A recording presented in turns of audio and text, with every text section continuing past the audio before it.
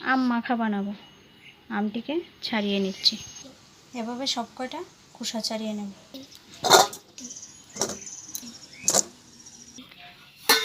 আমগুলিকে ঘষে নিয়ে নিচ্ছি।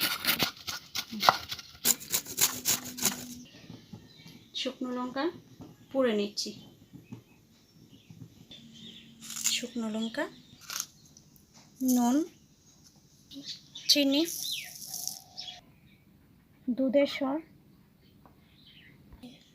কালো জিরে, লেবু পাতা মেখে নেব। যেভাবে গুঁড়ো করে মেখে নেব। গুঁড়ো দুধ এই যে ভালোভাবে মেখে নিয়েছি। এভাবে দুধের সর দিয়ে আম মাখা দারুণ খেতে লাগে।